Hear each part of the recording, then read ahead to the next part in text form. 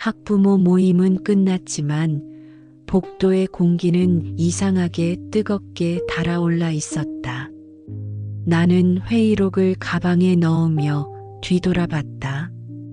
문틈 사이로 흘러나오는 희미한 노란빛 속에서 발걸음을 멈춘 사람이 있었다. 아이 친구 아빠였다. 평소에는 늘 정중하고 반듯한 미소로만 인사하던 그였는데 오늘따라 눈빛이 이상하게 길었다. 젖은 우산에서 떨어지는 물방울이 바닥을 적시고 은은한 박하차 향이 그의 숨결과 섞여 복도에 퍼졌다.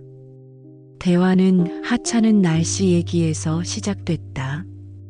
빗소리가 조금 잦아들었다거나 오래된 의자가 삐걱대는 소리를 싫어한다는 이야기.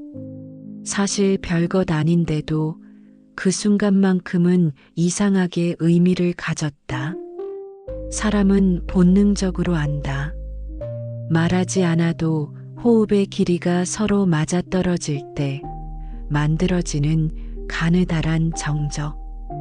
그 정적이 길어질수록 말하지 않은 단어들이 점점 더 짙어지는 것을 그가 창가를 가리키며 물었다. 조금 더 머물러도 괜찮을까요? 나는 시계를 보지 않았다. 만약 보았다면 아마 가지 못했을 것이다. 교무실 문턱 위에 걸린 낡은 형광등이 탁 하고 울렸다. 빛은 서늘했지만 그 사이에 있는 우리는 이상하게도 열을 느꼈다. 가까워지고 싶다는 생각이 숨소리로 바뀌는 순간을 나는 분명히 느꼈다. 그는 아이 이야기를 꺼냈다. 시험이 잘 나왔다느니, 선생님이 의외로 자상했다느니 하며 말끝을 흐렸다. 나는 아무 의미 없는 감탄사로 끄덕였고 그 사이에 닿을 듯 말 듯한 거리가 실처럼 팽팽해졌다. 바깥에서는 청소 아주머니가 걸레를 짜는 소리가 들려왔다.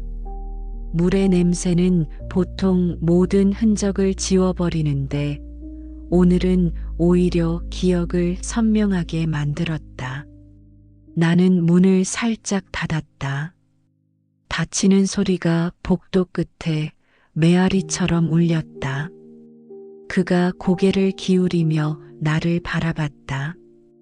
예의 바른 미소의 가면을 벗어던지고 조용한 질문처럼 천천히 움직이는 시선이었다. 나는 그 눈빛에 대답하듯 낮게 말했다. 이런 시간이 우리에게 가능할까요? 그는 웃지 않았다.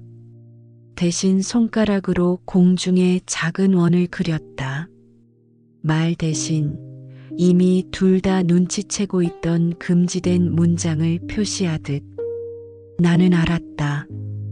그 원을 벗어나는 순간 돌이킬 수 없다는 것을. 그리고 결국 나는 그 원 안으로 한 발을 내디뎠다. 그가 낮게 말했다. 오늘은 비가 오니까 우린 이미 젖어버린 거예요. 말로 다하지 못한 여백이 우리를 가까스로 붙잡았다. 등 뒤 의자에 차가운 등받이가 척추를 스쳤고 나는 깊게 숨을 들이마셨다. 목구멍 아래에 뜨거운 것이 걸려 내려오지 않았다. 그는 내 이름 대신 성으로 불렀다. 어쩐지 그 호칭이 안전벨트처럼 느껴졌다. 풀리기 전까지는 시간이 조금 더 늘어날 것 같았다. 그러나 그 거리만큼 우리는 이미 낯선 사이가 되어 있었다.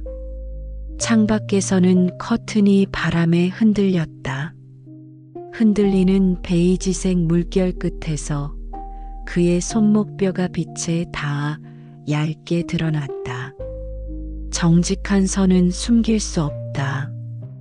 그 단순한 사실이 오늘 밤 우리를 어디론가 데려갈 것 같은 예감이 되어 등줄기를 타고 흘렀다. 그때 내 휴대폰이 진동하며 울렸다. 메시지에는 남편의 이름이 선명하게 떠 있었다. 집에 일찍 들어오라는 짧은 문장이었지만 나는 화면을 뒤집었다. 그는 힐끗 화면을 보더니 아무 말도 하지 않았다. 대신 눈빛이 조금 더 깊어졌다. 돌아가셔야 합니까? 그가 물었다. 나는 고개를 저었다. 실은 내가 먼저 묻고 싶었다. 당신은 돌아갈 곳이 있나요? 그는 대답하지 않았다. 다만 정면을 응시했다. 빗소리는 점점 거세졌고 우리는 같은 소리를 다르게 듣고 있었다. 침묵이 찾아왔다. 촉촉하고 무겁게 부풀어 오르는 침묵. 마치 건드리면 곧 터져버릴 비눗방울 같았다. 나는 발을 바꿔 디뎠다. 바닥에 먼지가 스치는 소리까지 또렷하게 들렸다. 몸은 이미 알고 있었다. 위험을 향한 시선이 길어질수록 문장은 짧아지고 숨은 느려진다는 것을. 그는 천천히 가방을 내려놓았다. 우리 사이에 낮은 주파수의 떨림이 흘렀다. 설명할 수 없는 합의가 이루어지는 순간 사람은 자신의 목소리를 낯설게 듣는다. 나도 낯선 목소리로 말했다. 조금만 더. 그는 짧게 대답했다. 조금만 더. 그러고 나서 우리의 거리는 진짜로 더 줄어들었다. 형광등이 깜빡였다. 복도의 그림자가 넓어졌고 우리는 그늘을 공유했다. 그늘은 증거를 남기지 않는다. 그래서 사람들은 언제나 그늘을 찾는다. 나는 아직 아무것도 시작하지 않았지만 이미 돌이킬 수 없음을 알았다. 이상하게도 마음은 평온했다. 평온은 언제나 큰 파국의 전조였다. 그리고 그 순간 문손잡이가 움직였다. 문손잡이가 천천히 흔들리더니 딸깍하고 아주 작은 소리를 냈다. 나는 본능적으로 숨을 멈췄다. 곧 문이 열릴 것 같아 심장이 터질 듯 뛰었다. 그 순간 바깥에서 아이들의 웃음소리가 들려왔다. 누군가 복도를 달려가는 소리와 함께 문 앞 발자국은 멈췄다가 이내 사라졌다. 나는 그제야 가늘게 숨을 내쉴 수 있었다. 그는 내 손을 잡고 조용히 속삭였다. 괜찮습니다. 아무도 모를 겁니다. 그러나 나는 알 수 있었다. 우리가 이미 너무 위험한 경계에 서 있다는 것을. 휴대폰이 다시 진동했다. 나는 두 눈을 질끈 감고 화면을 확인하지 않았다. 확인하는 순간 현실로 끌려 나올까 두려웠다. 그는 내 손등을 덮으며 말했다. 지금은 우리만 생각합시다. 그 말 한마디에 온몸이 흔들렸다. 나는 고개를 끄덕였지만 동시에 가슴속 어딘가에서는 수많은 경고가 울려 퍼졌다. 남편의 얼굴, 아이의 목소리, 익숙한 집안의 풍경. 모든 게 눈앞에 스쳐 지나갔지만 내 몸은 그와의 거리를 좁히고 있었다.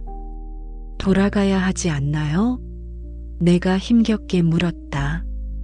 그는 고개를 저으며 낮게 웃었다. 돌아가도 예전으로는 못 갑니다. 그의 눈빛은 흔들리지 않았다. 그 순간 나는 그 눈빛이 두려웠다. 두려움 속에서 오히려 놓지 못할 무언가를 찾고 있었다. 그는 내 어깨를 살짝 끌어안았다. 나는 온몸이 경직되었지만 곧 힘이 풀리듯 그에게 기대고 말았다. 숨결이 목덜미를 스쳤다. 차갑고 무거운 공기 속에서 그 온기만이 지나치게 선명했다. 나는 속삭였다. 우리가 언제부터였을까요? 이렇게 된 게. 그는 눈을 가늘게 뜨고 대답했다. 아마 그날부터겠죠. 운동의 날 비를 피하며 같은 비옷을 덮었던 순간. 그때 이미 시작된 겁니다. 나는 가슴이 철렁 내려앉았다. 내겐 우연이었던 순간이 그에겐 이미 서막이었다는 사실. 돌아갈 수 없는 길은 그렇게 오래 전부터 열려 있었는지도 몰랐다. 바깥 복도에서 청소 도구 카트가 끌려가는 소리가 멀어졌다. 그리고 다시 찾아온 정적 속에서 그는 나를 더 깊게 끌어당겼다. 나는 스스로를 다그쳤다. 안 돼, 멈춰야 해. 그러나 입술은 움직이지 않았다. 그때 휴대폰 화면이 번쩍였다. 나는 무심코 눈을 떴다가 얼어붙었다. 단체 톡방 알림. 학부모 모임 채팅창에 사진 한 장이 올라와 있었다. 흐릿하게 확대된 복도. 바로 이 교실 앞 우리가 서 있는 자리. 누군가 멀리서 찍은 듯한 사진이었다. 밑에는 짧은 글자가 달려 있었다. 이 시간에 여기서 무슨 일? 나는 손에서 힘이 빠져 휴대폰을 떨어뜨릴 뻔했다. 숨이 막혀 아무 말도 나오지 않았다. 그는 화면을 확인하더니 차갑게 눈을 좁혔다. 누군가 보고 있군요. 나는 고개를 저으며 중얼거렸다. 이제 끝났어. 우리 끝이야. 그는 고개를 저으며 낮게 속삭였다. 아니요. 아직 아닙니다. 끝이라고 생각하는 순간 진짜 끝나는 겁니다. 그러나 나는 알았다. 우리가 이미 누군가의 손에 잡혀버렸다는 것을. 휴대폰 화면 속 사진은 계속 내 시선을 붙잡았다. 흐릿했지만 분명히 우리였다. 이 교실 앞 문 손잡이 근처. 내 어깨에 그의 그림자가 닿아 있는 모습까지 어렴풋하게 보였다. 나는 손끝이 얼어붙는 것 같았다. 심장이 요동쳤고 목구멍은 바짝 말랐다. 누군가 우리를 보고 있다는 사실이 단순한 두려움이 아니라 현실로 다가왔다. 누구지? 누가 찍은 거지? 나는 떨리는 목소리로 물었다. 그는 화면을 똑바로 바라보더니 입술을 앙다물었다. 우릴 아는 사람일 겁니다. 그렇지 않으면 이렇게 정확한 순간을 잡을 수 없죠. 그 말은 곧장 내 등골을 차갑게 타고 흘러내렸다. 학부모 모임. 늘 웃으며 차를 마시던 얼굴들. 평범한 인사와 가벼운 대화 뒤에 숨어있던 눈빛들이 스쳐 지나갔다. 나는 벽에 등을 기댔다. 숨이 막혀서 바닥에 주저앉을 것만 같았다. 그는 내 어깨를 잡고 낮게 속삭였다. 두려워하지 마세요. 오히려 이 순간부터가 진짜 시작일지도 모릅니다. 그 말은 위로였지만 동시에 경고처럼 들렸다. 톡방은 잠잠했다. 그 사진 한 장, 그 짧은 글자 이후로 아무도 말을 잇지 않았다. 그러나 침묵은 더 무서웠다. 침묵은 언제든 폭발할 수 있는 시한폭탄 같았다. 나는 휴대폰을 움켜쥔 채 속삭였다. 이제 정말 끝났어. 내 남편이 알게 되면, 우리 아이가 알게 되면. 그는 내 말을 끊으며 눈을 마주했다. 그래서 더 멈출 수 없는 겁니다. 그의 눈빛은 오히려 뜨겁게 타오르고 있었다. 두려움과 욕망이 같은 불길 속에서 흔들리고 있었다. 나는 눈을 감았다. 내 안에서 두 목소리가 싸웠다. 멈추라고 소리치는 목소리와 이미 너무 멀리 와버렸다고 속삭이는 목소리. 그때 다시 알림이 울렸다. 톡방에 또 다른 메시지가 올라왔다. 짧은 문장이었다. 오늘 밤 진실을 확인하게 될 겁니다. 나는 숨이 막혔다. 확실했다. 누군가 우리를 지켜보고 있었고, 이제 본격적으로 조여오기 시작했다. 그는 휴대폰을 빼앗아 화면을 껐다. 그리고 내 귀에 아주 낮게 속삭였다. 이건 단순한 호기심이 아닙니다. 누군가는 우리를 시험하고 있는 거예요. 나는 떨며 물었다. 시험이라니 무슨 뜻이에요? 그는 눈을 가늘게 뜨며 말했다. 우릴 잡은 사람은 단순히 사진을 퍼뜨리는 걸로 끝내지 않을 겁니다. 우릴 끌어들이려는 겁니다. 더 깊은 곳으로. 그 말에 내 심장이 다시 크게 뛰었다. 무너지는 공포 속에서도 이상하게도 새로운 불길이 타올랐다. 돌아갈 수 없는 길 위에서 나는 알 수 없는 긴장감에 몸을 떨었다. 복도에 다시 발자국 소리가 들려왔다. 가까워졌다가 문 앞에서 멈췄다. 문틈 사이로 그림자가 드리워졌다. 우리는 동시에 숨을 죽였다. 그림자는 잠시 머물렀다가 천천히 사라졌다.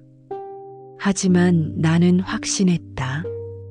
누군가는 우리를 지켜보고 있다.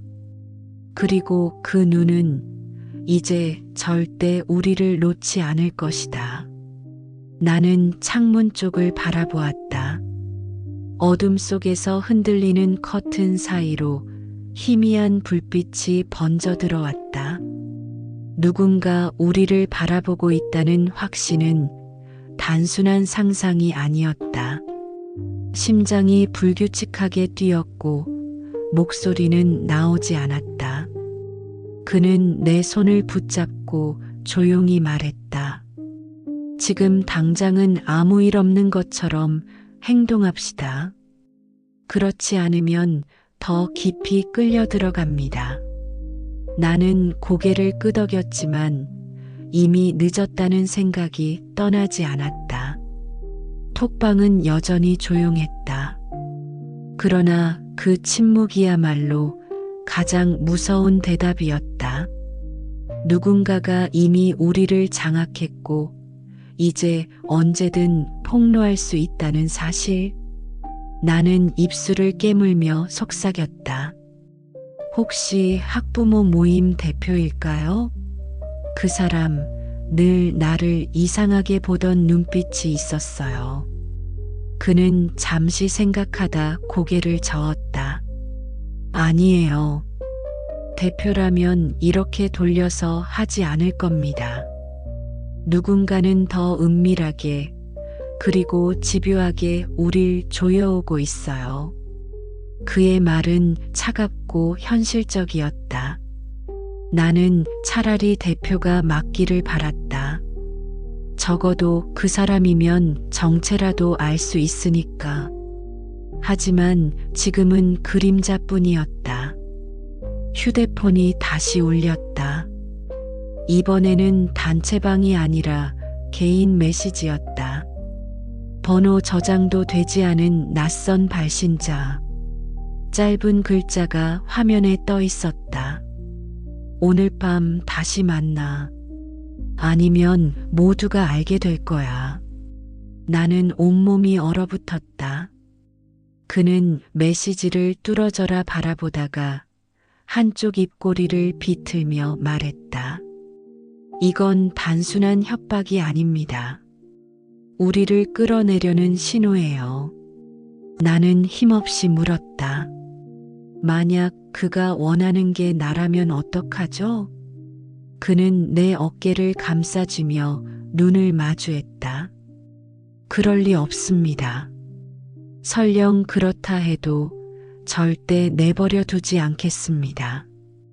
그 말은 위로 같았지만 동시에 두려운 확신처럼 들렸다. 어쩌면 그는 이미 알고 있는지도 몰랐다. 누군가가 원하는 것이 우리 둘 다라는 사실을.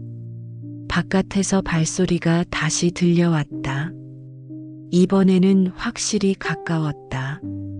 누군가 일부러 우리를 도는 것처럼 같은 자리를 몇 번이고 지나쳤다. 나는 떨리는 손으로 그의 소매를 잡았다. 우린 이미 선택권이 없는 것 같아요.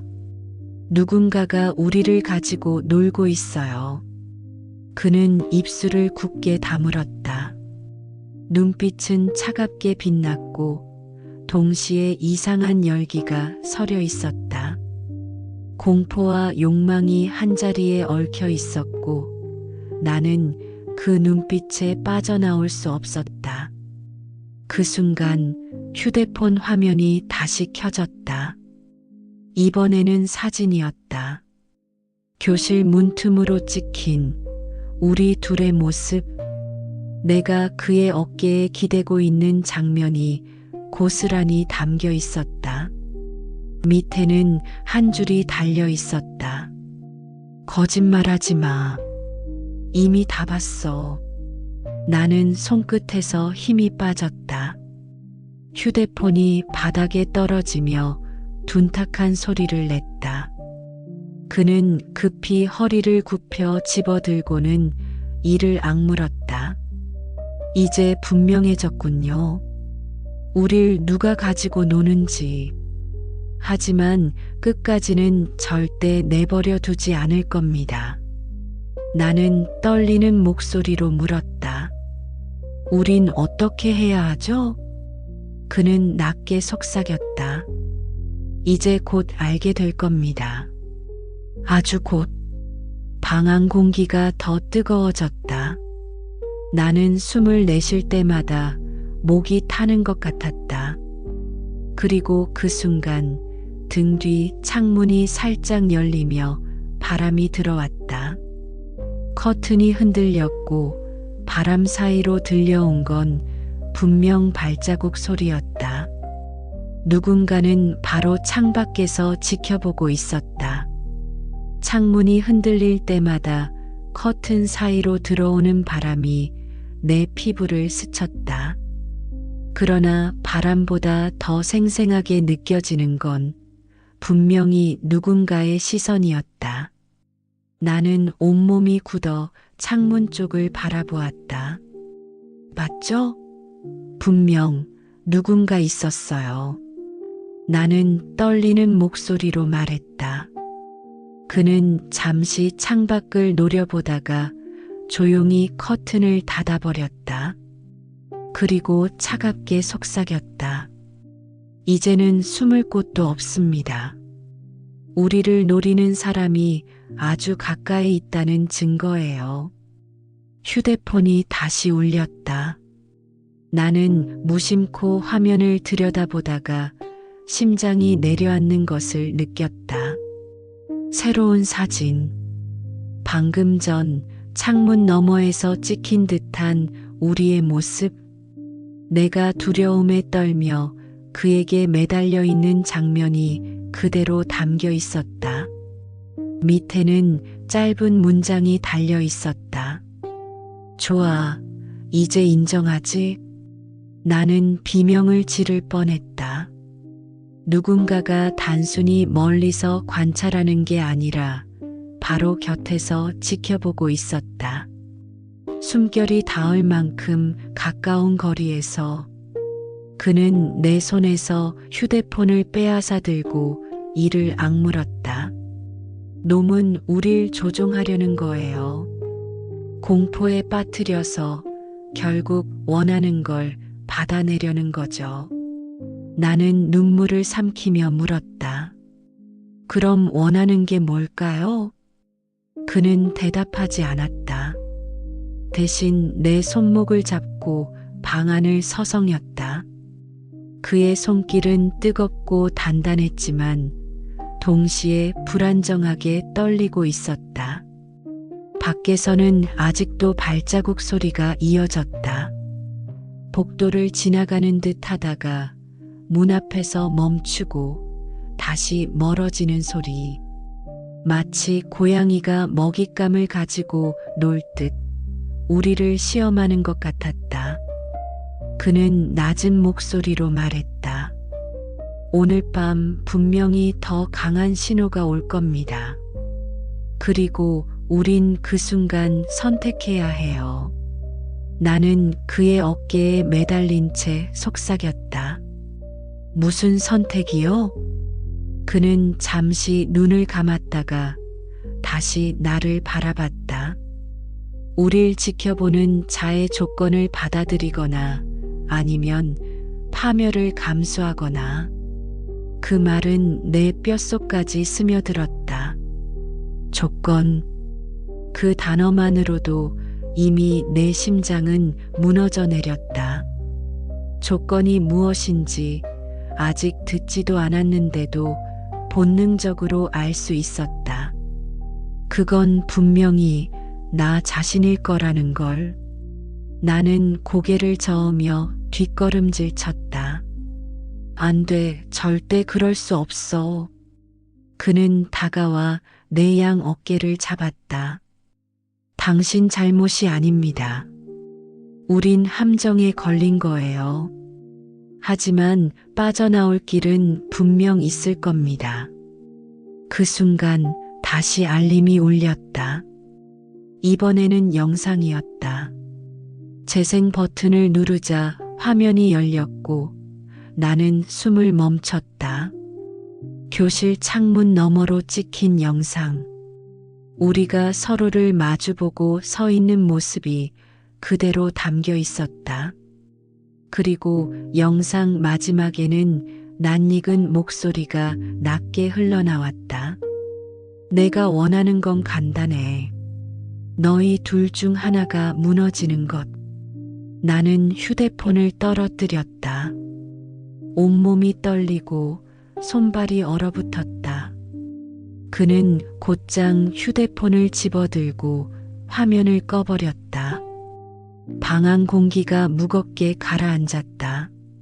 나는 그에게 매달리듯 물었다. 이제 어떻게 해야 하죠? 누굴까? 도대체 누가 우리를 이렇게까지. 그는 눈빛을 가늘게 좁히며 속삭였다. 곧 알게 될 겁니다. 곧 정체를 드러낼 거예요. 나는 알았다. 그 순간이 오면 우리 둘 중 누군가는 반드시 무너져야 한다는 것을. 방 안의 공기는 점점 더 무겁게 가라앉았다. 나는 그의 손을 붙잡고 있었지만 손끝이 차갑게 식어갔다. 누군가 우리를 지켜보고 있다는 사실이 더는 의심이 아니었다. 이제는 숨소리조차 감시당하는 것 같았다.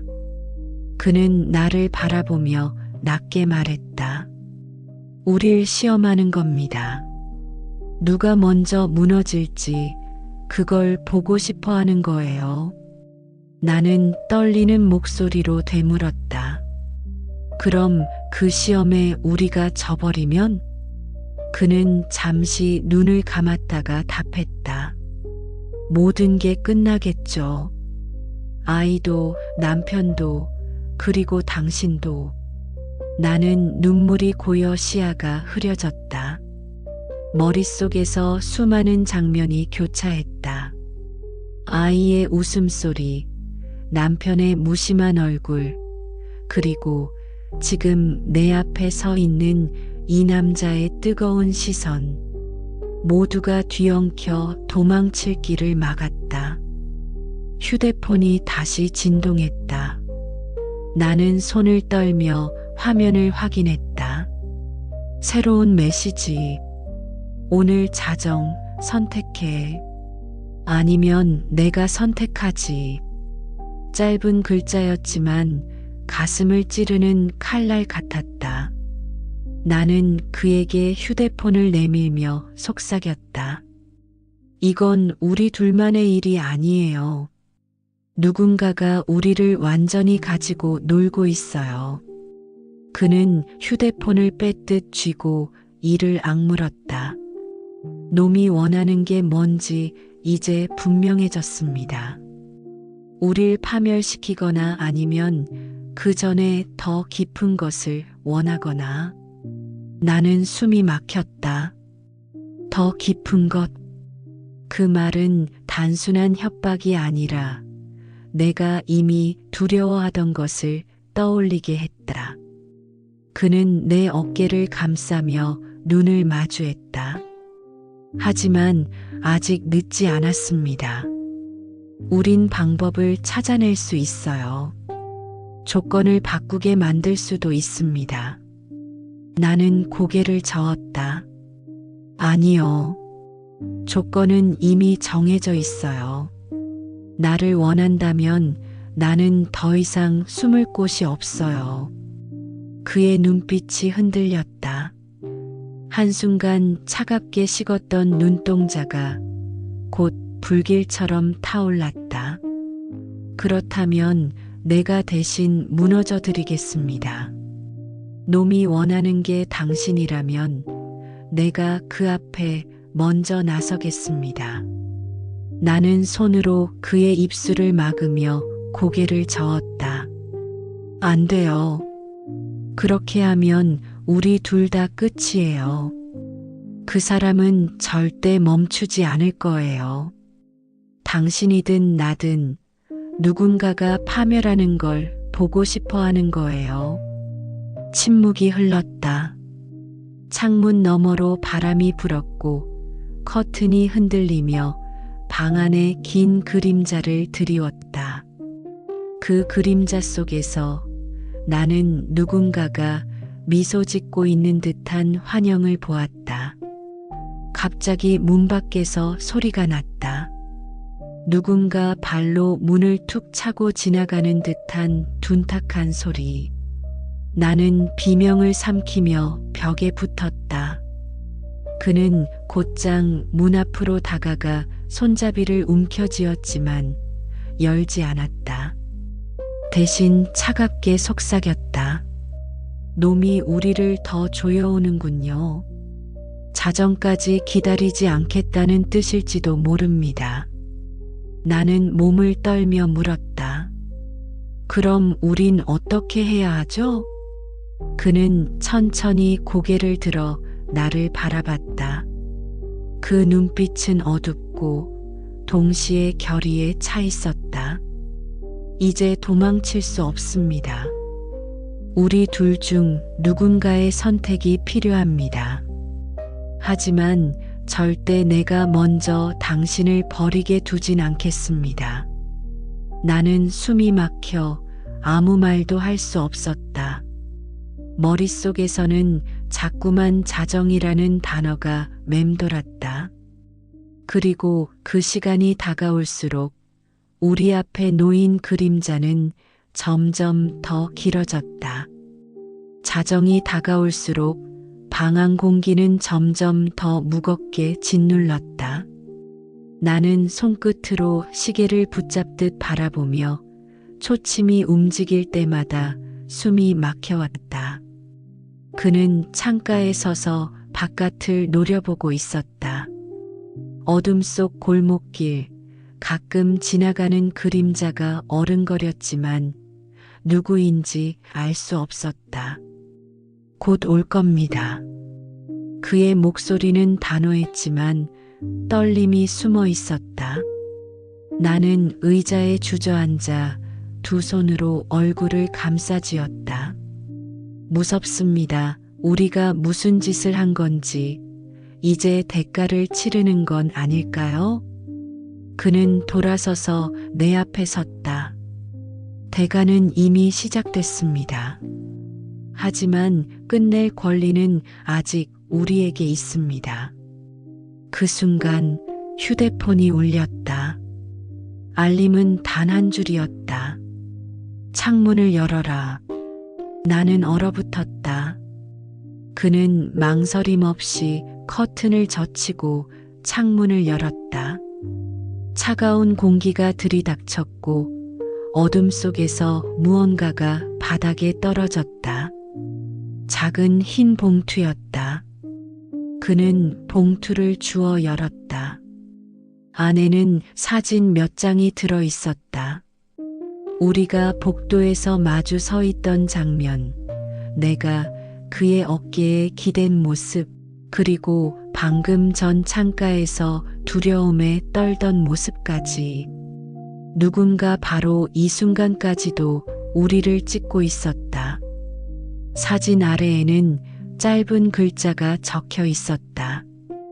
자정, 옥상으로. 나는 온몸이 떨렸다. 옥상? 왜 하필 옥상이죠? 그는 눈을 가늘게 뜨며 대답했다.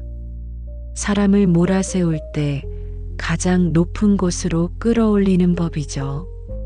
도망갈 수 없게. 나는 숨을 몰아쉬며 벽에 기댔다. 그 순간 머릿속에 스쳐 지나간 건 아이의 얼굴이었다.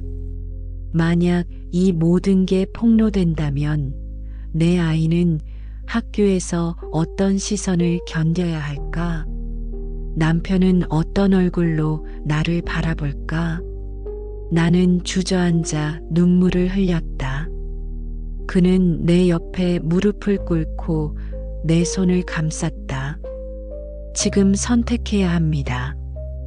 도망칠 건지 아니면 맞설 건지. 나는 고개를 저으며 중얼거렸다. 도망칠 길이 없어요. 누군가 이미 우리를 끝까지 몰아넣었어요. 그의 눈빛이 흔들렸다. 하지만 곧 단단하게 굳었다. 그렇다면 가야 합니다. 옥상으로. 그가 원하는 대로. 하지만 거기서 우리가 주도권을 쥐어야 합니다. 나는 떨리는 다리로 일어서며 속삭였다. 만약 그가 원하는 게 정말 나라면요? 그는 내 어깨를 붙잡고 낮게 대답했다. 그땐 내가 대신 서겠습니다. 무슨 수를 써서라도. 우리는 계단을 향해 걸었다. 자정이 가까워질수록 건물 전체가 숨죽인 듯 고요했다. 발걸음 소리가 계단 벽에 부딪혀 메아리처럼 울렸다. 나는 심장이 터질 듯 뛰었고 발끝마다 낭떠러지를 걷는 기분이었다. 옥상 문 앞에 도착했을 때 휴대폰이 다시 울렸다. 들어오라. 그는 깊은 숨을 내쉬고 문손잡이를 잡았다. 준비됐습니까? 나는 대답하지 못했다. 그저 눈을 감았다가 천천히 고개를 끄덕였다. 문이 열렸다. 차가운 바람이 몰아치며 머리카락을 흩날렸다. 옥상 한가운데 어둠 속에 한 사람이 서 있었다. 가로등 불빛에 드러난 얼굴은 낯설면서도 익숙했다. 나는 숨이 멎는 줄 알았다. 그 얼굴은 학부모 모임의 대표였다. 늘 친절하게 웃으며 우리를 모아 대화를 이끌던 사람. 그러나 지금 그의 눈빛은 차갑고 잔인하게 빛나고 있었다. 대표는 손에 무언가를 들고 있었다. 작은 휴대폰. 화면에는 우리가 교실 앞에서 서 있던 영상이 계속 재생되고 있었다. 그는 천천히 입을 열었다. 드디어 왔군요. 기다렸습니다. 나는 몸이 굳어 떨렸고 그의 손을 붙잡았다. 대표의 입꼬리가 서서히 올라갔다. 이제부터는 내가 원하는 걸 말할 차례입니다. 대표의 목소리는 바람보다 차갑게 울려 퍼졌다. 나는 그 자리에 얼어붙은 채 그의 눈빛을 피할 수 없었다. 늘 웃으며 모임을 이끌던 얼굴이었는데 지금은 완전히 낯설었다. 그는 손에 쥔 휴대폰을 흔들며 말했다. 이 안에 모든 게 들어 있습니다. 여러분이 무너지는 장면, 그리고 제가 원할 때 꺼내 보여줄 수 있는 증거. 그는 천천히 우리에게 다가왔다. 한 걸음마다 내 심장이 내려앉는 것 같았다. 그는 내 얼굴을 똑바로 바라보며 말을 이었다. 내가 원하는 건 단순합니다. 진실을 감추고 싶다면 나에게 새로운 진실을 주면 됩니다. 나는 입술이 바짝 말라 말을 잇지 못했다. 그가 말하는 새로운 진실이 무엇인지 알 것 같았기 때문이다. 나는 고개를 저으며 중얼거렸다. 그럴 수는 없습니다. 대표는 잠시 웃음을 흘렸다. 그러더니 차갑게 말했다. 선택지는 두 가지입니다.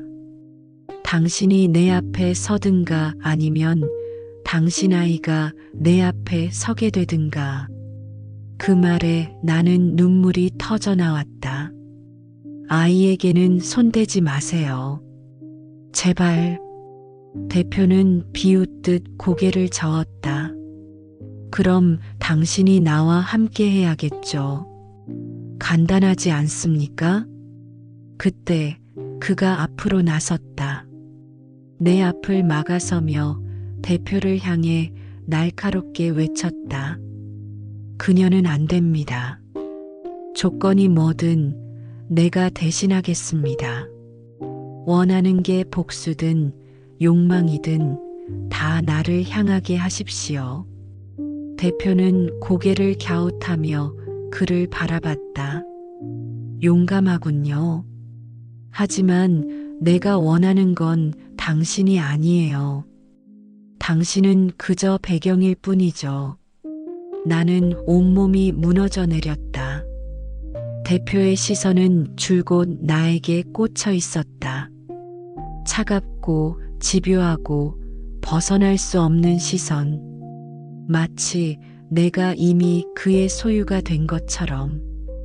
그는 내 손을 붙잡고 떨리는 목소리로 속삭였다. 듣지 마세요. 저 사람 말에 끌려가지 마세요. 지금 이 순간 우리가 선택해야 할 건. 그러나 그의 말은 끊겼다. 대표가 휴대폰 화면을 켰기 때문이다. 그 화면에는 이미 단체 톡방이 켜져 있었고 전송 버튼만 누르면 사진과 영상이 모두 퍼져나가게 되어 있었다. 대표는 천천히 엄지손가락을 버튼 위에 올렸다. 시간은 많지 않습니다. 자정이 되기 전 대답을 하세요. 그렇지 않으면 모든 게 끝입니다. 나는 두 사람 사이에서 눈을 감았다. 머릿속에서는 수많은 장면이 스쳐 지나갔다. 아이의 웃음, 남편의 얼굴, 그리고 지금 내 앞에 있는 두 남자의 시선. 나는 두려움과 욕망 사이에서 흔들렸다. 대표의 목소리가 다시 울렸다. 결정하세요. 지금 차가운 바람이 옥상을 스쳤다. 나는 마치 낭떠러지 끝에 서 있는 기분이었다. 한 발만 내디디면 끝이라는 걸 알면서도 그 순간이 멈추지 않고 다가왔다. 그때 그가 내 손을 더 세게 잡았다. 우린 아직 끝나지 않았습니다. 절대 이대로 무너지게 두지 않겠습니다. 대표의 눈빛이 차갑게 번쩍였다. 그럼 나를 무너뜨려 보시죠. 대표의 말은 차가운 도전처럼 옥상 위에 울려 퍼졌다. 나는 몸을 움츠린 채 두 사람 사이를 번갈아 보았다. 그의 손이 여전히 내 손을 붙잡고 있었지만 점점 더 세게 쥐는 힘에서 불안이 느껴졌다. 대표는 휴대폰을 높이 들어 올렸다. 이 버튼 하나면 모든 게 끝입니다. 아이, 남편, 그리고 당신의 이름까지. 내일 아침이면 모두가 알게 될 겁니다. 나는 숨이 막혀 목구멍이 타들어갔다. 그는 한 발 앞으로 나서며 대표를 노려보았다. 멈추세요. 당신이 원하는 게 뭐든 그 방법으로는 얻을 수 없습니다. 대표는 비웃듯 입꼬리를 올렸다. 얻을 수 없다고? 이미 절반은 손에 넣었어. 당신들의 공포, 그녀의 눈물, 그게 바로 내가 원하던 거야. 나는 눈을 감았다. 대표의 말은 차갑지만 기묘하게 사실처럼 느껴졌다. 우린 이미 그의 손바닥 위에서 놀아나고 있었다. 그가 대표에게 달려들 듯 앞으로 나섰다. 하지만 대표는 한 손으로 휴대폰을 더 높이 치켜들며 위협했다. 한 발만 더 오면 바로 전송한다. 순간 공기가 얼어붙었다. 나는 그의 팔을 붙잡고 애원했다. 제발 멈춰요. 지금은 싸울 때가 아니에요. 우린 이미 너무 위험해요. 대표의 시선이 내게로 향했다. 그 눈빛은 날카롭고 동시에 짐승처럼 번들거렸다. 역시 당신은 다르군요. 내가 원한 건 바로 그겁니다. 두려움 속에서도 나를 바라보는 그 눈빛. 그게 내가 원하는 진실입니다. 나는 고개를 저으며 뒷걸음질 쳤다. 아니에요. 그건 진실이 아니에요. 저는 원하지 않아요. 그러나 대표는 천천히 다가오며 손가락을 전송 버튼 위에 올려놨다. 거짓말은 필요 없습니다. 이미 선택은 시작됐어요. 남은 건 확인뿐이죠. 그가 갑자기 내 앞을 가로막으며 외쳤다. 그녀는 당신 것이 아닙니다. 두 사람의 시선이 공중에서 부딪혔다. 어둠 속에서 바람이 강하게 불며 세 사람의 그림자가 얽혀 흔들렸다. 대표는 낮게 웃었다. 좋습니다. 그렇게 용감하다면 증명해 보시죠. 누가 진짜로 그녀를 지킬 수 있는지. 그는 이를 악물고 대답했다. 끝까지 지켜낼 겁니다. 설령 모든 걸 잃더라도. 대표가 휴대폰을 천천히 내렸다. 대신 다른 것을 꺼내 들었다. 작은 USB 메모리. 사진과 영상은 이 안에도 있습니다. 이걸로 수백 명에게 동시에 보낼 수 있죠. 나는 머리를 감싸주며 주저앉았다. 도망칠 길은 없었다. 휴대폰 하나를 빼앗아도 또 다른 증거가 남아 있었다. 대표는 우리를 내려다보며 차갑게 말했다. 자정까지 시간이 얼마 남지 않았습니다. 당신들이 어떤 선택을 하든 나는 이미 답을 준비해 놨습니다. 나는 울먹이며 속삭였다. 우릴 왜 이렇게까지 하는 거예요? 우리가 뭘 잘못했길래? 대표의 눈빛이 순간 흔들렸다. 그러나 곧 차갑게 굳어졌다. 잘못? 당신들이 이미 서로의 선을 넘은 순간부터 잘못은 시작됐죠. 나는 단지 그 결과를 끌어내고 있을 뿐입니다. 그 말은 피할 수 없는 현실처럼 가슴을 찔렀다. 내 안에 켜켜이 쌓인 죄책감과 욕망이 한꺼번에 터져 나오는 듯 했다. 그가 내 손을 끌어올리며 속삭였다.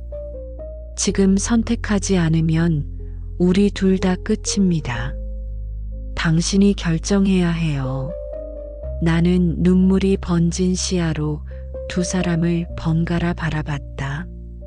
대표는 버튼 위에 손가락을 올린 채 미소 짓고 있었고, 그는 내 손을 붙잡고 절박하게 기다리고 있었다.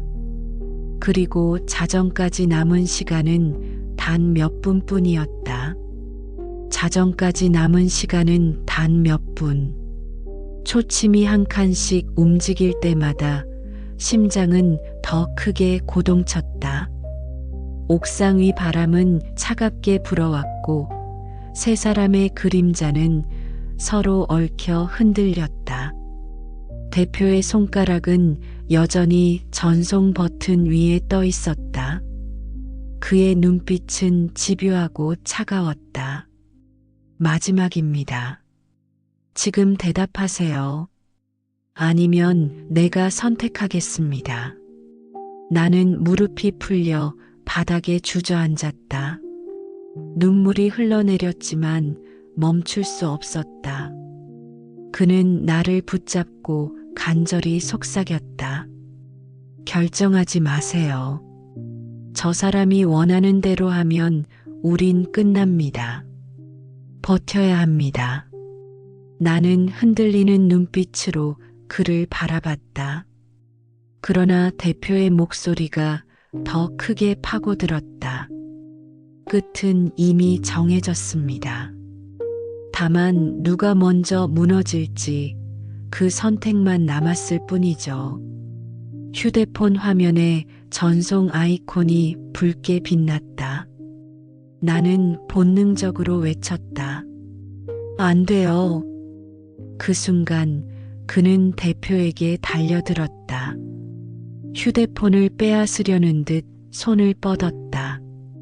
그러나 대표는 몸을 틀며 피했고 휴대폰이 그의 손에서 떨어져 바닥을 굴렀다.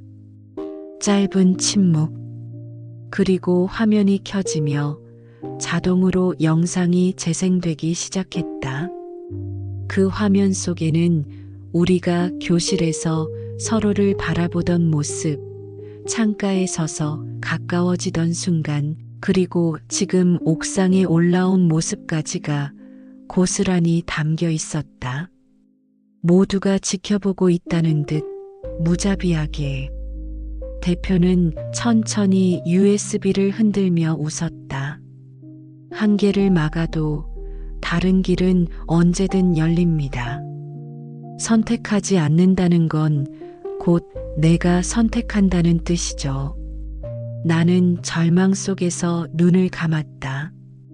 그러나 그때 귀에 낮은 속삭임이 들렸다.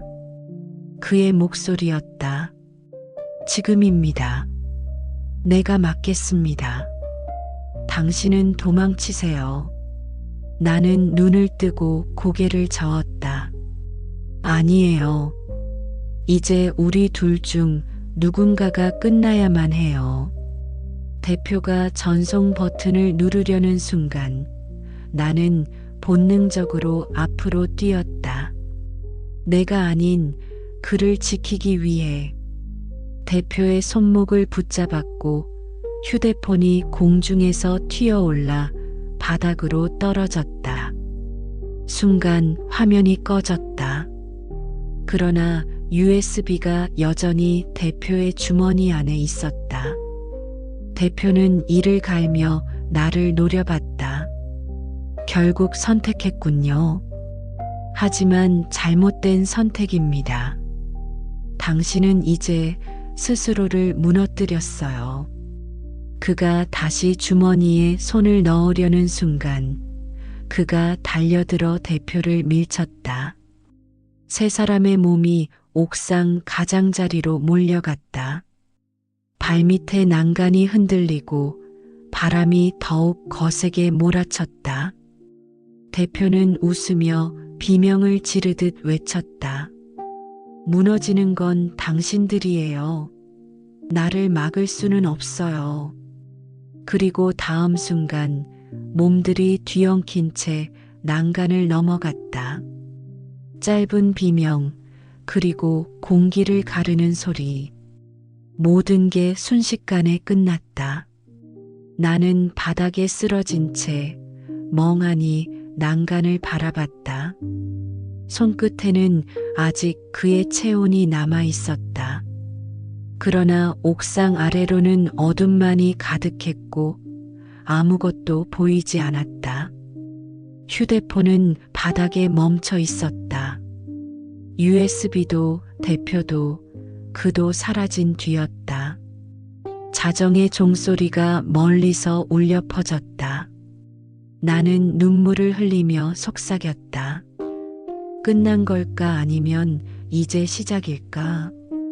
바람은 대답하지 않았다. 다만 차갑게 불어와 내 눈물을 더 깊이 얼려버릴 뿐이었다.